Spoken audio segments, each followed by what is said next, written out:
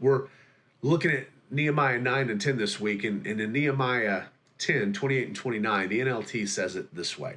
It says, "Then the rest of the people, including the priests, the Levites, the gatekeepers, the singers, the temple servants, and all who had separated themselves from the pagan people of the land in order to obey the law of God, together with their wives, sons, daughters, and all who were old enough to understand, joined their leaders and bound themselves with an oath."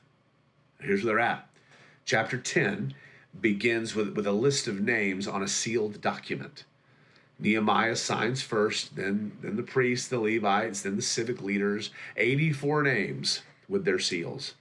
And then verse 28 says that the rest of the people joined them. Not just the leaders, not just the spiritually mature, everyone who was old enough to understand. Wives, sons, daughters, servants, they all bound themselves with an oath.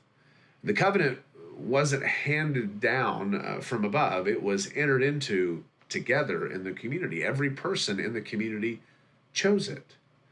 Now, when we look at our own lives, we live in an age that treats faith as a private matter between you and God. But faith is not private. It's never private.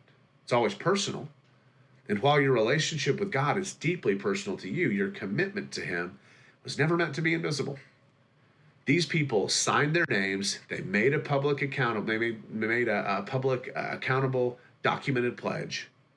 And there's something about saying it out loud in front of others, signing your name to it, that their private commitment can't replicate that. It binds a future version of you to what you believe now. And the church exists partly because commitment held in community survives things that private commitment can't. So here's the question for the next time that we meet.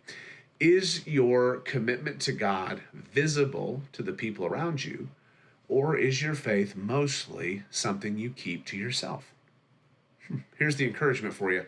This week, I just want you to tell one person something specific about what God is doing in you right now. Not a vague spiritual update or something in the ether, just something real and honest. You don't have to have it all figured out. You just have to be willing to say it out loud. And that is what this chapter is all about. Let your faith be knowable.